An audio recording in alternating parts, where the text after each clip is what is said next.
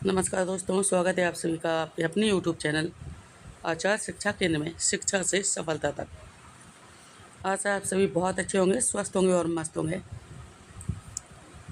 प्रतिदिन की तरह उपस्थित हूँ आपके समक्ष 30 प्रश्नों की एक श्रृंखला लेकर। तो बिना समय व्यर्थ गंवाए आइए शुरू करते हैं आज की प्रश्नोत्तरी। पहला प्रश्न है, यथाशक्ति में कौन सा समास है? ए द्वंद्व, बी बहुव्रीहि, सी अव्ययी भाव या डी कर्मधारय।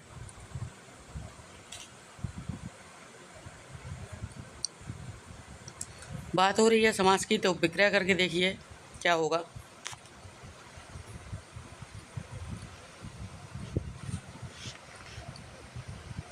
यदि आप विग्रह करेंगे तो पाएंगे यथाशक्ति का अर्थ होता है शक्ति के अनुसार, और यदि शक्ति के अनुसार है तो क्या हो जाएगा? ये ट्रिक मैं आपको हमेशा बताती हूँ कि यदि समास में प्रथम पद में अव्यय लगा हो, हमारा जो समस्त पद है यदि उसमें अव्यय लगा हो तो समास अव्ययी भाव हो जाएगा। प्रथम पद संख्यावाची हो तो द्विगु हो जाएगा। यदि डैश लगा हो बीच में, समस्त पद में बीच में डैश आया हो और विलोम शब्द का जोड़ा आया हो तो द्वंद्व हो जाएगा। यदि योगरूढ़ शब्द आएगा तो बहुव्रीहि हो जाएगा, और यदि विशेषण विशेष का जोड़ा आएगा तो कर्मधारय हो जाएगा। तो यहाँ पर आया है उपसर्ग। उपसर्ग क्या है? यथा। यथा उपसर्ग है, उपसर्ग लगा है तो अव्ययी भाव हो जाएगा। चलिए अगला प्रश्न देखते हैं। असफल शब्द में कौन सा उपसर्ग है? उपसर्ग हमेशा मूल शब्द के आगे जुड़ता है। जैसे यथाशक्ति में शक्ति के पहले यथा जुड़ा था, ऐसे ही आप देखिए कौन सा शब्द बनेगा, कौन सा शब्द बनेगा, सफल बनेगा कि फल बनेगा? असफल शब्द में जो मूल शब्द है वो क्या है, सफल है कि फल है? उसके अनुसार देखिए यहाँ पे कौन सा मिलेगा उपसर्ग, ए या बी अनु, सी या डी यदि।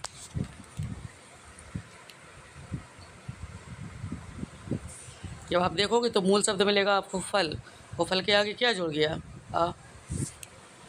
आ जुड़ गया तो क्या बन गया? असफल। मूल शब्द सफल और सफल के आगे जुड़ गया आ तो असफल हो जाएगा। वह धीरे धीरे चलता है मैं, धीरे धीरे कौन सा क्रिया विशेषण है? ए कालवाचक, बी रीतिवाचक, सी स्थानवाचक या डी प्रमाणवाचक। तो ये हमारा हो जाएगा रीतिवाचक। अब पता कैसे चलेगा रीतिवाचक है?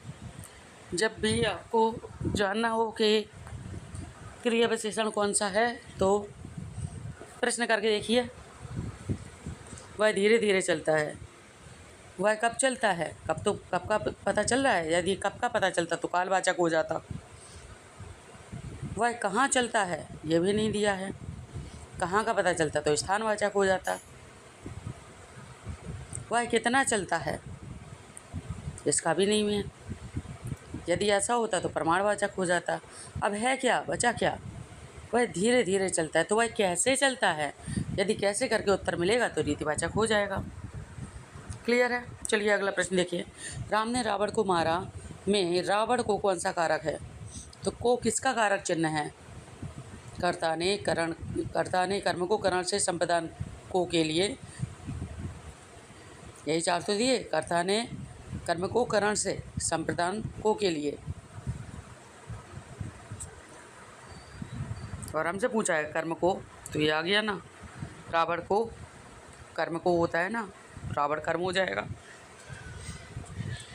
अगला प्रश्न है, लहरें नाच रही हैं में कौन सा अलंकार है? ए उपमा, बी मानवीकरण, सी रूपक या डी विरोधाभास। तो पहले तो ये बताइए कौन नाच रही हैं? लहरें। क्या लहरें नाच सकती हैं? तो आप कहोगे नहीं।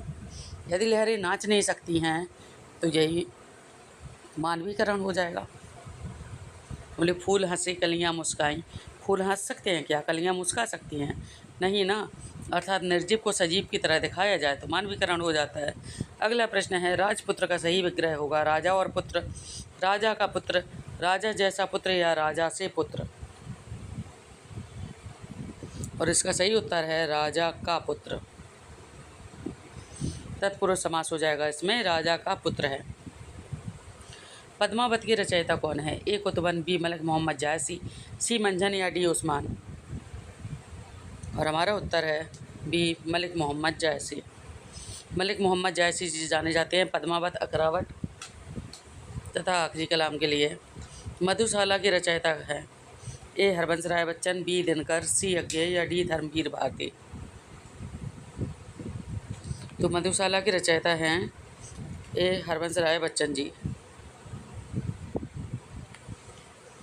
चलिए अगला देखिए, साकेत की रचयिता कौन है? ए जयशंकर प्रसाद, बी मैथिली शरण गुप्त, सी पंत या डी महादेवी वर्मा। तो साकेत के रचयिता हैं हमारे बी मैथिली शरण गुप्त। इन्होंने लिखा है यशोधरा को, इन्होंने लिखा है भारत भारती को।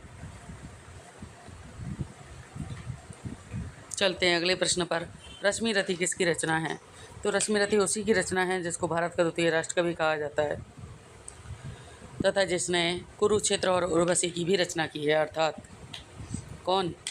4 ऑप्शन है ना, ए रामधारी सिंह दिनकर, बी मैथिली शरण गुप्त, सी निराला या डी बच्चन। तो ए रामधारी सिंह दिनकर है हमारे कुरुक्षेत्र, उर्वशी और रश्मि रथी के रचयिता। चलिए अगला देखिए, जो मेहनत करता है वही सफल होता है, कौन सा वाक्य है? ए सरल, बी संयुक्त, सी मिश्र या डी इसमें आदि बोधक। तो ये हमारा मिश्र वाक्य है। इसमें 2 उपवाक्य परस्पर निर्भर हैं और जिसमें 2 उपवाक्य परस्पर निर्भर होते हैं ये मिश्र वाक्य होता है। जिसमें और तथा या जैसे शब्दों से वाक्य जुड़े हुए हों वो संयुक्त हो जाता है। विद्या धनालय का संधि रूप क्या है? ए विद्यालय, बी विद्यालय, सी विद्यालय या डी विद्यालय। तो इसका सही हो जाएगा सी विद्यालय। सॉरी ये गलत है, सही हो जाएगा बी विद्यालय। ऑप्शन बी में सही है विद्यालय। चलिए अगला प्रश्न देखिए, अनेक का विलोम शब्द है। देखिए अनेक का विलोम शब्द पूछा जाएगा तो ये एक हो जाएगा, बी एक। क्योंकि अनेक बहुत बहुत मतलब एक समूह भी हो सकता है और सभी भी आ जाएंगे इसी में, तो केवल एक बी में जो ऑप्शन दिया है एक, वही एक संख्या है जो विलोम में आ सकती है। चलिए अगला प्रश्न देखिए, आंखों का तारा मुहावरे का अर्थ है? ए बहुत दूर होना, बी बहुत प्रिय होना, सी बहुत क्रोधित होना या डी बहुत चालाक होना। तो जो आंखों का तारा होता है वो बहुत प्रिय होता है। चलिए अगला देखिए, कनक कनकते सौगुनी की रचयिता कौन है? ए बिहारी, बी केशवदास, सी घनानंद या डी भूषण। तो इसको मैंने पहले भी बताया था जब मैंने अलंकार पढ़ाया था, ये यमक अलंकार पढ़ाया था, तो मैंने बताया था कि ये कनक कनकते सौगुनी वाला जो दोहा है ये बिहारी जी की सतसई से लिया गया है। बिहारी सतसई है अर्थात बिहारी जी की रचना है। चलिए अगला प्रश्न देखते हैं, सूरदास किस भक्ति धारा के प्रमुख कवि हैं? ए निर्गुण ज्ञानाश्रयी, बी सगुण कृष्ण भक्ति, सी सगुण राम भक्ति या डी सूफी प्रेमाख्यान। और इसका सही ऑप्शन है बी सगुण राम कृष्ण भक्ति। बी सगुण कृष्ण भक्ति हमारा सही आंसर है। चलिए अगला प्रश्न देखते हैं, वीरों का कैसा हो बसंत की रचयिता है? ए महादेवी वर्मा, बी सुभद्रा कुमारी चौहान, सी सरोजिनी नायडू या डी मीराबाई।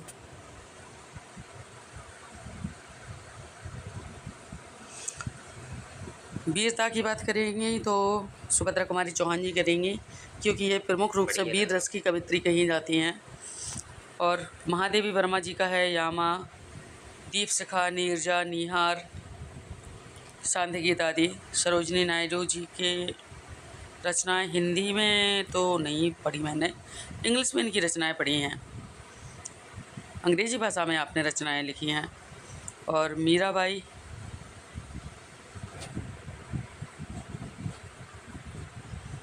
ये भी कृष्ण भक्ति के लिए जानी जाती हैं। चलिए अगला प्रश्न देखते हैं, पुष्प की अभिलाषा की रचयिता कौन है? ए माखनलाल चतुर्वेदी, बी दिनकर, सी सोहनलाल द्विवेदी या डी बच्चन।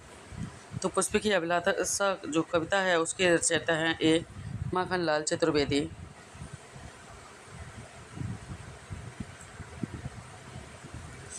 यामा किसकी कृति है? ए महादेवी वर्मा, बी सुभद्रा कुमारी चौहान, सी कृष्णा सोबती या डी मन्नू भंडारी। तो इसमें यामा मैं आपको पहले भी बता चुकी हूँ, महादेवी वर्मा जी की रचना है। मन्नू भंडारी जी का नाटक है एक आपका बंटी। कृष्णा सोबती की रचनाएं प्रमुख रूप से पढ़ी नहीं है अभी तक। भारत भारती की रचयिता कौन है? इनका हम पहले भी पढ़ चुके हैं, ये वही हैं जिन्होंने साकेत को लिखा है। बताइए जल्दी से कमेंट में कौन है? ए जयशंकर प्रसाद, बी मैथिली शरण गुप्त, सी दिनकर या डी निराला। तो ये हो जाएंगे बी मैथिली शरण गुप्त जी। इन्हीं ने लिखा है यशोधरा को, इन्हीं ने लिखा है साकेत को और इन्हीं ने लिखा है भारत भारती को, तथा आपको कहा जाता है भारत का राष्ट्रकवि।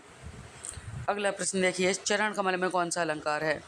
देखिए चरण जैसे कमल नहीं है, सॉरी कमल जैसे चरण नहीं है। कमल जैसे चरण होते तो उपमा हो जाता, किंतु चरण को ही कमल कहा गया है। उपमेय में उपमान का आरोप है तो रूपक हो जाएगा। यदि कहा जाता कि चरण को कमल मान लो तो उत्प्रेक्षा हो जाता, है ना। चलिए अगला प्रश्न देखिए, मुख चंद्रमा है में कौन सा अलंकार है? देखिए मुख भी चंद्रमा है, चंद्रमा के समान नहीं है।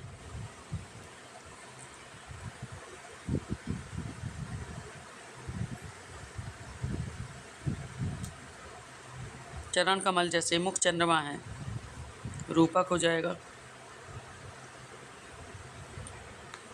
अगला देखिए, वह सिंह के समान वीर है में कौन सा अलंकार है? यहाँ पे ध्यान में रखिए, वह सिंह नहीं है, वह सिंह के समान वीर है। यदि समानता की बात करिएगा तो उपमा अलंकार हो जाएगा। लंबोदर में कौन सा समास है? ये बताइए पहले, लंबोदर कैसा शब्द है? बताइए, कमेंट कीजिए। समास बताइए कौन सा है? ये द्वंद्व, बी कर्मधारय, सी बहुब्रीहि या डी अव्ययी भाव। तो मेरा प्रश्न था कि लंबोदर कैसा शब्द है? ऋण है, योगिक है, योग ऋण है, कैसा है?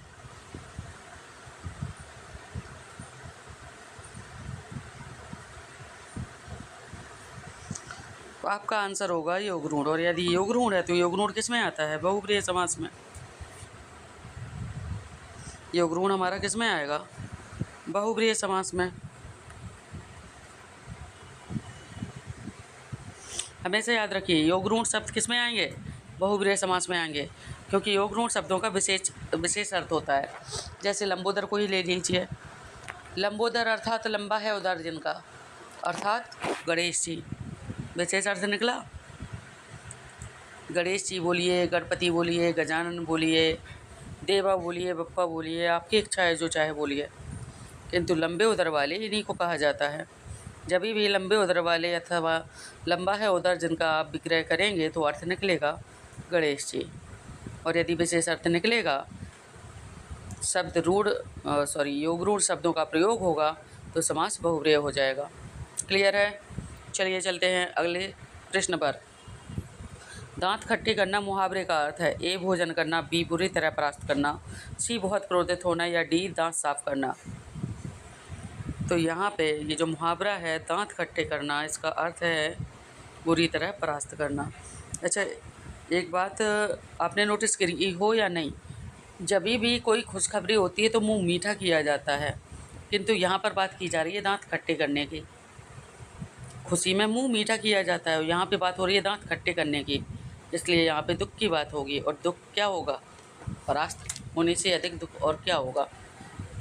चलिए अगला प्रश्न देखते हैं। हाथ मलना मुहावरे का अर्थ है, क्या है बताइए? ए परिश्रम करना, बी पछताना, सी सहायता करना या डी हाथ साफ करना।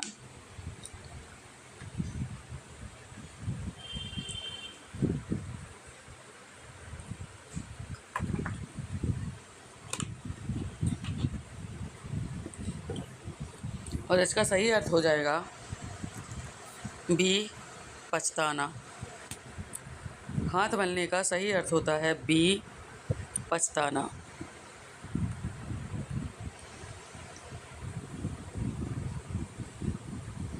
ठीक है, समझ आ गया। चलिए अगला प्रश्न देखिए। कवि ने कविता लिखी में कविता कौन सा कारक है? ये बताइए, कवि ने किसको लिखा? बताइए कमेंट में। ए कर्ता, बी कर्म, सी करण या डी संप्रदान। कवि ने किसको लिखा? किसको लिखा? कवि ने लिखा है ना, लिखी है ना। किसको लिखी या किसको लिखा? कविता को लिखा।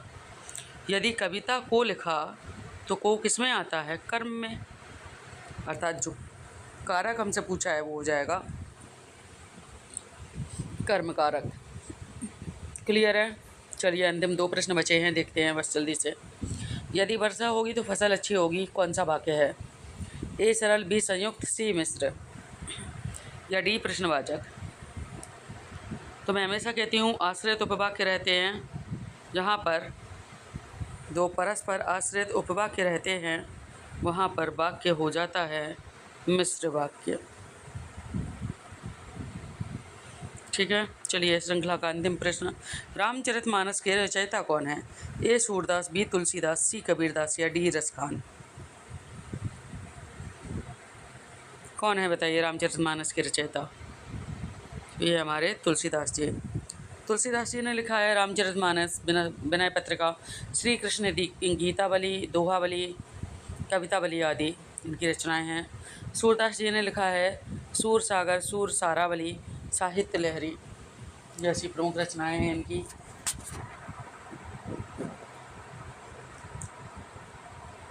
कबीरदास जी का इनके काव्य संग्रह हैं प्रमुख, साखी, सवद, रमैनी, बीजक आदि।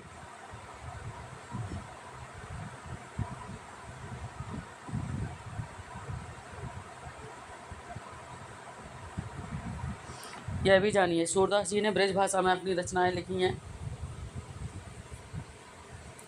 तुलसीदास जी ने अधिकतर अवधी भाषा का प्रयोग किया है। कबीरदास जी ने पंचमेल खिचड़ी या सदुक्करी भाषा का प्रयोग किया, अर्थात इन्होंने कई भाषाओं को मिला करके अपनी रचनाएं लिखी हैं। रसखान जी भी कृष्ण भक्ति धारा के कवि हैं। आपने भी कृष्ण जी की सौंदर्य का, उनकी बाल लीलाओं का बखान किया है। अब और ब्रज भाषा में ये अधिकतर आपकी रचनाएं मिलती हैं। तो ये था आपका अंतिम प्रश्न। इसी के साथ हमारी श्रृंखला होती है पूरी। और चलिए देखिए आज का बोनस प्रश्न। झूठा सच उपन्यास की रचयिता कौन है? ए फणीश्वरनाथ रेणु, बी यशपाल, सी यज्ञेय या डी धर्मवीर भारती। कमेंट में बताइए अपना आंसर और यह भी बताइए साथ में कि आपने कितने प्रश्नों के सही उत्तर दिए हैं। दोस्तों वीडियो को लाइक करें, शेयर करें अपने दोस्तों के साथ तथा चैनल को सब्सक्राइब करके बेल आइकन को प्रेस करना ना भूलें, ताकि आपको हर रोज़ सही समय पर नोटिफिकेशंस मिलती रहें। कल फिर मिलेंगे एक नई क्विज के साथ। फिर से 30 प्रश्नों की श्रृंखला लेकर उपस्थित रहूँगी आपके समक्ष। तब तक के लिए स्वस्थ रहिए, मस्त रहिए। नमस्कार।